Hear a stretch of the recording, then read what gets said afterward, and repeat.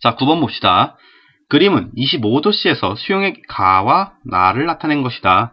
가부터 보시면은 A 수용액 100ml 있는데 얘는 0.5 몰농도네. 그럼 100ml 안에는 A가 몇 몰 있겠다? 0.05몰 있겠다. 이렇게 써낼 수가 있겠죠. 그리고 이 수용액의 밀도가 1.02g/ml니까 자, 100ml를 g으로 환산하면 몇이 되겠다? 102g이 되겠다. 얘기할 수 있겠죠. 자, 이 102g 중에 A가 0.05몰 있다고 했으니까 질량으로 따지면 A는 몇 g 있는 거다? A의 화학식량이 40인 걸 알고 있으니까 0.05 곱하기 40을 하면 되겠죠. 계산을 하면 2g이 되죠. 2g이니까 결국 가에는 뭐가 되는 거예요? A가 2g 있고 H2O, 물이 몇 g 있다? 102g 중에 100g 있다. 이렇게 써놓을 수가 있겠죠. 나도 봅시다. 나는 A 수용액 2%, 100g이 있는 거니까 100g 중에서 A가 몇 g? A는 2g, 2%니까. 그리고 물은 98g 있겠다. 이렇게 써놓을 수가 있겠습니다. 자, 보기 볼게요. 기억. A의 몰 분율은 가가 나보다 크다 했어요. 지금 보시면은 가나 나나 똑같이 A가 2g씩 있는데 물은 가는 100g, 나는 98g 있어서 가의 물의 비율이 더 높죠. 따라서 몰 분율은 나가 가보다 크겠다. 이렇게 얘기를 할 수가 있겠습니다. 기억 틀렸고요. 다음 니은. 가와 나를 혼합한 수용액의 몰랄 농도는 0.5 몰랄 농도보다 작다 했어요. 가와 나를 혼합하게 되면 A는 몇 g? A는 4g이 되겠고 물은 198g이 되겠죠. 자, 몰랄 농도의 정의는 용매 1kg에 녹아있는 용질의 몰수가 몰랄 농도의 정의가 되겠고요. 지금 주어진 이 가와 나를 혼합한 수용액을 몰랄 농도로 바꾸는 것보단 우리가 0.5 몰랄 농도가 물과 A가 각각 몇 g씩 있는가를 계산하는 게 더 편하겠으니까 얘를 한번 얘기를 해보자고. 그럼 0.5 몰랄 농도는 용매 1kg, 그냥 1000g으로 쓸게요. 1000g의 용질, 지금 A가 몇 몰 있는 거다? 0.5몰 있는 거다.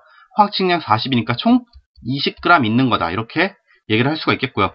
즉 A가 4g 있을 때 5로 나눠주면 용매가 몇 g 있는 거다? 200g 있는 거다.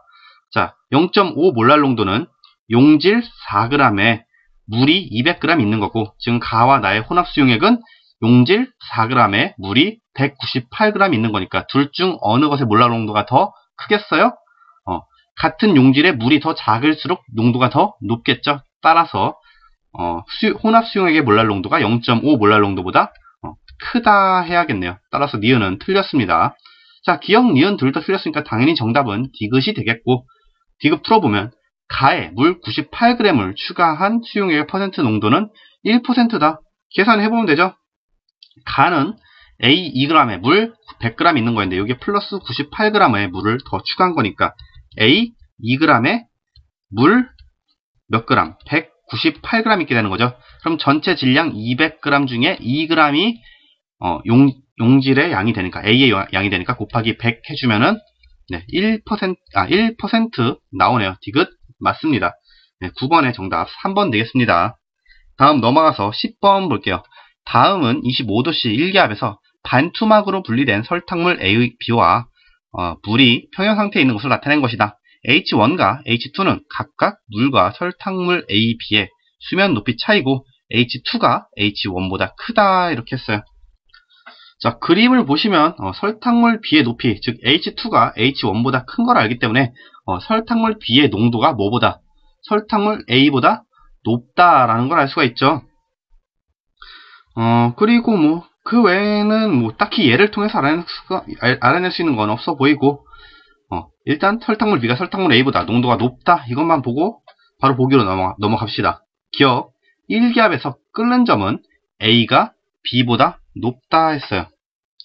뭐 당연히 설탕물 B에 설탕이 더 많은 거잖아요. 농도가 높다는 건. 자, 뭐 이렇게 얘기를 해도 되고, 아니면은 뭐 끓는 점 오름을 얘기해서 몰랄 농도가 설탕물 B가 더 높으니까 끓는 점도 B가 A보다 높을 것이다. 이렇게 얘기를 해도 됩니다. 기억은 틀렸죠? 농도가 높은 애가 끓는 점이 더 높아야죠. 다음 니은. 25도씨에서 증기압력은 A가 B보다 크다 했어요. 끓는 점이 B가 더 크기 때문에 증기압력은 A가 B보다 더 커야겠죠. 증기압력이 의미하는 게 뭔데? 가만히 있어도 지금 증발되는 그 설탕물 A에 있는 물들의 압력이 증기압이 되는 거잖아요. 근데 물의 뭐라고 해야 될까요? 몰 분율이 설탕물 A가 설탕물 B보다 더 높죠? 왜? 설탕 농도가 B가 더 A보다 크니까 반대로 물의 농도는 A가 B보다 높은 거잖아. 따라서 A에 있는 물들이 증발이 더 많이 됐겠고 증기압력은 A가 B보다 크다고 할 수 있습니다. 니은? 네, 맞습니다. 다음 디귿 온도를 50도로 높이면 물과 A의 수면 높이 차는 H1보다 커진다라고 했어요. 뭐 이거는 우리 삼투압에 관한 식 얘기하면 되겠죠? 파이는 CRT라 그랬어. 파이가 삼투압을 얘기하고 C는 몰농도, 그죠? 몰농도, R은 기체상수, T는 절대온도, 온도를 얘기를 하는데 온도가 증가하면 어떻게 된다? 그럼 파이, 삼투압이 더 증가하겠죠? 따라서 삼투압이 증가하기 때문에 A와 물의 수면 높이 차는 더 커지게 되겠죠. 디귿도 맞습니다. 자, 그럼 기억 틀리고 니은 디귿 맞으니까 10번의 정답 뭐가 된다? 4번 되겠습니다. 자, 다음 넘어가서 11번 볼게요. 그림은 일기압에서 물과 아세트산의 어는 점과 끓는 점을 나타낸 것이다. 보기를 바로 볼게요, 그냥. 여기서 나타나는 거 해봐야 어는 점 그리고 끓는 점 온도밖에 안 나있으니까 굳이 그림을 해석할 이유가 없더라. 자, 기억 250켈빈에서 1몰의 자유에너지는 아세트산 고체가 아세트산 액체보다 크다 했어요. 250켈빈이면 요점 되는 거고 아세트산의 어는 점보다 더 낮은 온도네. 즉 여기서는 뭐예요? 아세트산이 고체 상태로 존재하는 게 자연적인 현상이 되겠죠. 즉 뭐예요? 쉽게 얘기하면 액체 상태의 아세트산이 뭐라고 쓸까요? 이거를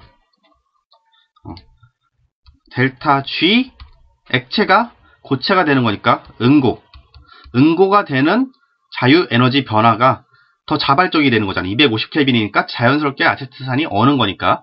그래서 자발적 반응이 되는 거고 응고라는 현상이. 그때 깁스에너지 변화는 0보다 작게 되겠죠. 자발적 반응이니까. 그리고 이 응고가 의미하는 건 뭐야? 결국 깁스에너지인데 어떤 깁스에너지? 고체 아세트산이 가지고 있는 깁스에너지에서 마이너스 액체 아세트산이 가지고 있는 깁스에너지를 뺀 게 응고의 깁스에너지 변화가 되는 거죠. 그래서 얘가 0보다 작다가 되는 거고 얘를 넘겨주면 뭐가 되는 거다? 고체가 가지고 있는 깁스에너지가 기체가 가지고 있는 깁스에너지. 여기서 우리가 그러니까 고3 여러분들 보통 자유에너지라고 부르죠.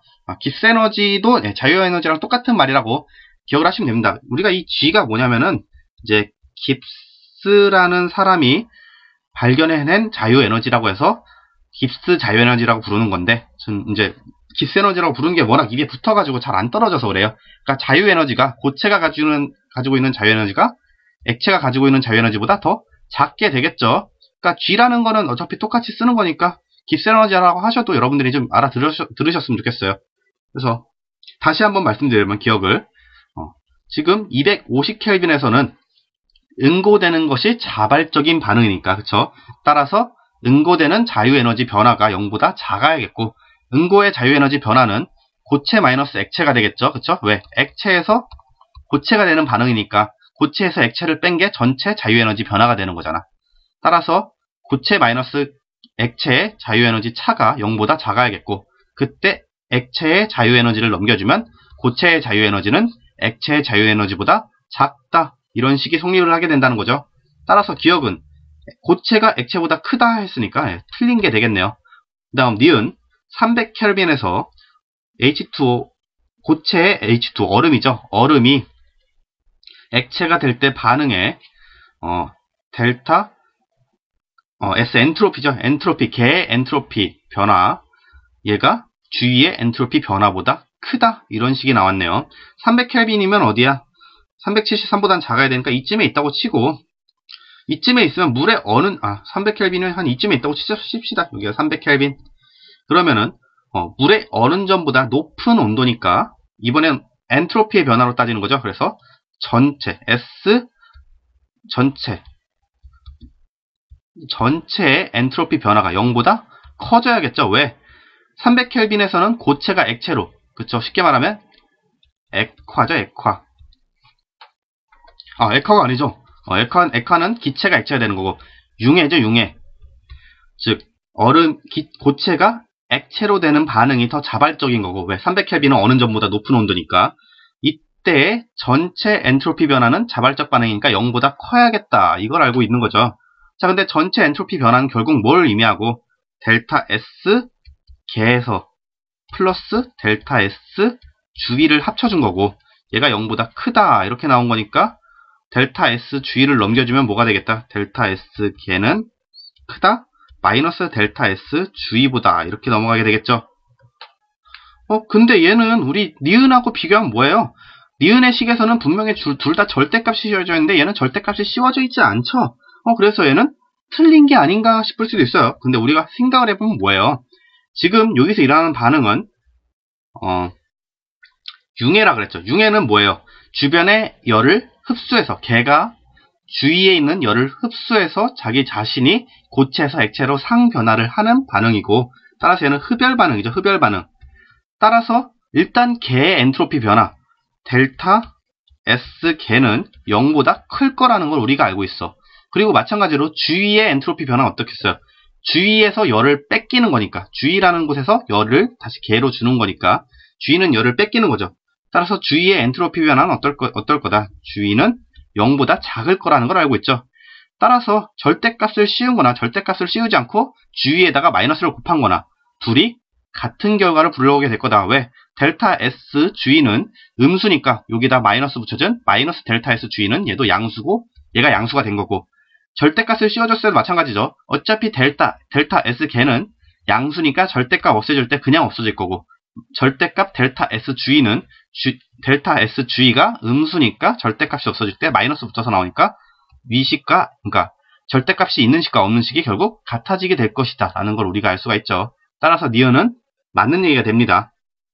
자, 마지막으로 디귿 400켈빈에서 아세트산 리퀴드, 액체 상태 아세트산이 기체 상태 아세트산이 될 때 반응, 즉 기화 반응이죠. 기화 반응의 델타 S분의 델타 H는 400켈빈보다 크다. 이렇게 나왔어요. 얘는 우리 깁스 에너지 변화의 식에 대한 얘기인데, 자, 델타 G는 우리 뭐라고 쓸 수 있어요? 델타 H 마이너스 T 온도 델타 S 이렇게 쓸 수가 있었어요. 그죠? 그러면은 공간이 좀 부족하죠. 넘어가서 쓸게요. 쓰면 델타 G 이퀄 델타 H 마이너스 T 델타 S인데, 자, 얘가 400켈빈에서 반응이 일어난다 했어요. 자, 400켈빈이면 한 이쯤 되는 거고, 아세트산이 끓는 전보다 온도가 더 높은 상태죠. 근데 액체에서 기체로 되는 기화 반응이 일어난다고 했으니까 기화 반응은 자발적 반응이 되겠네. 그쵸? 자, 그럼 기화 반응이 자발적 반응이라는 건 깁스 에너지 변화 델타 G가 0보다 작아야 된다는 거고, 자발적이니까. 델타 G 대신에 얘를 대입하면 뭐가 되겠다? 델타 H 마이너스 T는 온도를 의미하니까 400켈빈 쓰면 되겠죠? 400켈빈 곱하기 델타 S가 0보다 작다. 이런 식이 되겠네. 그럼 얘 넘겨주면은 델타 H는 작다.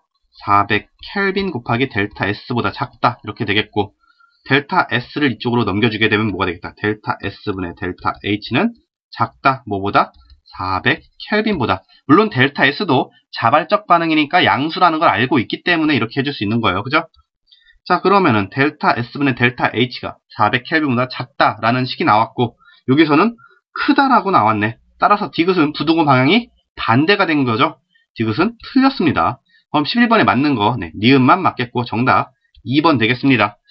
조금 확실히 복잡한 문제예요. 뭐냐면은 일단 각각의 보기에서 온도가 주어져 있어서 그 온도를 우리가 주어진 표가 아니라 뭐라고 할까요? 그래프에서 찾아서 얘가 자발적 반응이 될지 비자발적 반응이 될지를 예측을 해야 되는 거고, 자발적 반응이 되면 깁스 에너지 변화가 어떻게 되는가, 엔트로피 변화가 양수인가 음수인가, 이거를 따져서 우리가 계산을 해줘야 되는 문제였어요.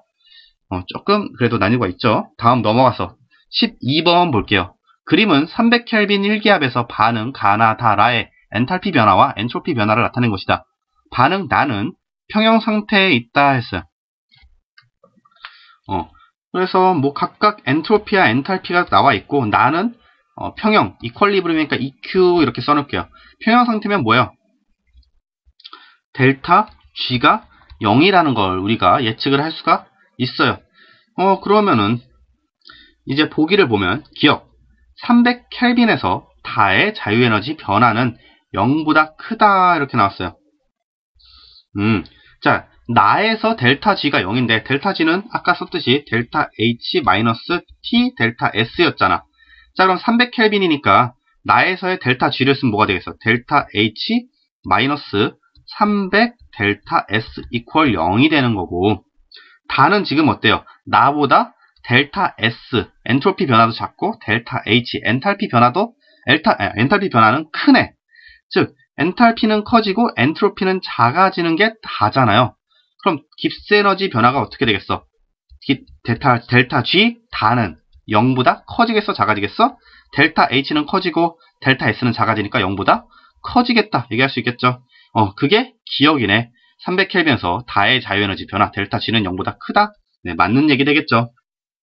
그 다음 니은 400켈빈에서 가는 자발적이라 했어요. 그럼 일단 300켈빈에서의 가부터 따져보자고. 300켈빈에서의 가는 어때요? 나보다 델타 H는 작고 델타 S는 크죠? 자, 그럼 이번엔 반대네. 델타 H-300 델타 S가 0이 되었었는데 델타 H가 작아지고 델타 S가 커졌어. 그럼 델타 G는 어떻게 되겠어? 0보다 작아지게 되겠네. 근데 여기서 온도를 300에서 400으로 더 높여준다 그랬어. 안 그래도 델타 G가 0보다 작은데 온도를 300에서 400켈빈으로 올려주니까 델타 G는 더 0보다 작아지게 되겠고, 델타 G가 0보다 작다는 건 가가 자발적 반응이 된다 이렇게 이해할 수가 있겠죠. 따라서 니은도 맞는 얘기가 되겠습니다. 자, 일단 기억 니은 맞네요. 그러면은 3번 아니면 5번이 되겠네. 그 다음에 디귿을 보니까 라는 모든 온도에서 비자발적이다 했어요. 라는 보니까 어때? 델타 S가 음수네. 그쵸? 음수가 되면 어떻게 돼? 델타 H 마이너스 300 델타 S 라인데 라가 음수가 돼버린 거죠. 음수가 되면 여기 있는 마이너스랑 마이너스 만나서 플러스가 되겠고, 즉 플러스하고 더하게 된 거니까, 그쵸? 델타 G가 뭐가 되겠다? 항상 0보다 크게 되겠다라고 얘기를 할 수가 있겠죠. 따라서 디귿, 라는 모든 온도에서 비자발적, 맞는 얘기가 되겠죠. 왜? 절대 온도는 마이너스가 될 수가 없죠. 그쵸? 뭐 마이너스 100켈빈 이런 게 없기 때문에 모든 온도에서 비자발적이 되는 겁니다. 디귿 맞습니다. 그럼 기억, 니은, 디귿 다 맞게 되네. 12번의 정답 5번 되겠습니다. 뭐 아니면 라는 델타 S가 0보다 작게 되는 걸 보고 엔트로피 변화가 음수면은 그러니까 델타 S가 음수면은 얘도 비자발적 반응이 되는 거 맞죠? 물론 걔 안에서만. 그래서 12번의 정답 5번 되겠습니다. 자, 다음 넘어가서 13번 또 볼게요. 그림 가는 화합물 X와 Y가 각각 30도, 50도에서 평형에 도달한 상태를 나타낸 것이고, 나는 X와 Y의 증기압력 곡선을 순서 없이 나타낸 것이다. 대기압은 760mm Hg라 그랬어요. 조금 해석을 해야겠죠, 얘는. 일단 가부터 볼게요. 가는 지금 보시면은 먼저 X가 30도에서 그쵸? 평형에 도달해 있는데 이때 대기압과 X의 증기압의 차이가 H1mm만큼 차이가 난대. 근데 둘 중 압력이 누가 센 거야? 대기압이 PX라고 할 거예요. X의 증기압을 PX보다 지금 센 거죠. 왜? 대기압이 더 많이 들어가 있으니까. 더 많이 눌러주고 있는 거니까 대기압이 PX보다 H1mm만큼 Hg만큼 센 거다. 이렇게 나타낼 수가 있겠죠.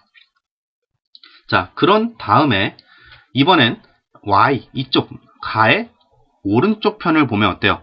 Y가 지금 50도에서 평형에 도달한 모습을 볼 수 있는데 얘하고 지금 여기는 X의 증기압 PX로 눌러주고 있겠죠. 증기압과의 차가 H2mm만큼 났대. 근데 어디가 더 많이 눌러주고 있어? Y가 더 많이 눌러주고 있네. 따라서 Y가 지금 PX보다 더 크다라는 걸 알 수가 있죠. 물론 50도고 얘는 30도이긴 하지만 50도인 py가 30도인 px보다 증기압이 더 크다. 얼마만큼? h2mm hg만큼 크다라는 걸 우리가 알 수가 있네. 자, 이걸 안 상태에서 이제 나를 보낸 거야. 왜? 나에서는 어느 게 x고 어느 게 y인지 순서 없이 나타냈다고 했기 때문에 아직 몰라. 그래서 지금 가를 통해 얻은 정보를 가지고 우리가 나에서 뭐가 x고 뭐가 y인지를 이제 찾아줘야겠죠. 자, 우리가 알고 있는 건 50도에서의 y의 증기압이 30도에서의 x의 증기압보다 크다라고 했어요. 그래서 만약에 우리가 위에 있는 걸 x, 아래에 있는 걸 y라고 보면 어떻게 되겠어요? 50도에서의 y의 증기압은 얘고 30도에서의 x의 증기압은 얘가 되니까 x의 증기압이 y의 증기압보다 크네. 그래서 x, y가 이렇게 되면 안 되겠다. 반대로 위에가 y, 아래가 x를 놓으니까 어때요? 50도에서의 y의 증기압이 30도에서의 x의 증기압보다 지금 훨씬 이만큼 크다는 걸 알 수가 있죠. 따라서 위에가 y, 아래가 x가 돼야겠다. 이렇게 얘기할 수 있겠네요. 자, 이제 보기를 볼게요. 기억. 분자간 인력은 x 리퀴드가 y 리퀴드보다 크다 했는데, 자, 어느 게 더 증기압이 셌어요? 같은 온도일 때를 따져야 되겠죠? 같은 온도에서는 어때요? 몇 도를 기준으로 할까? 몇 도를 기준해도 마찬가지죠. 50도를 기준으로 한다고 해도 같은 온도에서 y의 증기압이 지금 x의 증기압보다 세죠. 즉 y가 증발이 더 잘 된다는 거고, 증발이 잘 된다는 건 뭐야? 액체 상태에서 y가 이렇게 뭉쳐져 있을 때 증발이 잘 된다는 건 이 뭉쳐져 있는 응진력을 떨치고 y가 증발을 할 수 있다는 거죠. 즉 분자간 인력이 약해야 증발이 잘 되고 증기압이 세다. 이렇게 얘기를 할 수가 있겠네. 즉 분자간 인력은 증기압이 낮은 애가 더 세겠다. 즉 x가 y보다 증기압이 더 세다. 이렇게 얘기를 할 수가 있겠네. 그래서 기억 맞는 얘기가 되겠습니다. 자, 그 다음에 니은. 나에서 a는 이렇게 나왔대. a를 구해줘야겠네. 우리가 a를. 근데 여기서 나와 있는 a가 지금 뭘 의미하고 있어? a는 얘니까 50도에서의 y의 증기압을 나타내네. 즉 우리가 얘기한 py가 a가 된다. 이렇게 얘기할 수 있겠죠. 그러면 py equal a고, py는 근데 뭐라 그랬어? px 30도에서의 x의 증기압보다 얼마만큼? h2만큼 더 세다라고 제가 얘기를 했었죠. 또 우리가 px는 대기압보다 증기압이 약한데 얼마만큼? h1만큼. 그래서 px는 뭐라고 얘기했어요? 대기압보다. P대라고 할까요? 그냥 P대기압보다 H1만큼 증기압이 더 약하다. 이렇게 된다 그랬어. 그럼 여기 PX 대신에 얘를 넣어주면 되겠지. 그럼 PY는 뭐가 되고? P대기압보다 마이너스 H1 그리고 플러스 H2가 되는 거고, 대기압의 증기압은 대기압이 증기압이 아니라 대기압은 760이라는 거 알고 있으니까 여기다 760 넣으면 되겠다. 따라서 PY가 A라 그랬으니까 A는 뭐가 돼요? 760 마이너스 H1 플러스 H2가 되겠다. 니은 맞는 얘기가 되네요. 기억 니은 맞으니까 정답은 3번 아니면 5번이 되겠네. 디귿 봅시다. X 리퀴드의 온도를 80도로 높이면 X 리퀴드와 Y 리퀴드 사이에 있는 수은 기둥의 높이차가 증가한다 얘기했어요. 80도로 높이면 어떻게 돼요?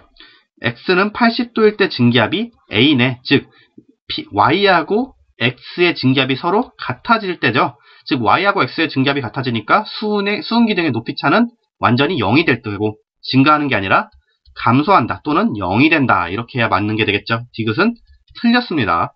13번의 기억 니은 맞으니까 3번 되겠죠. 네, 하나하나 이렇게 자세하게 설명을 드리려고 하다 보니까 시간이 조금 오래 걸리긴 하네요. 좀 쉬었다가 다시 문제풀이 들어가도록 할게요.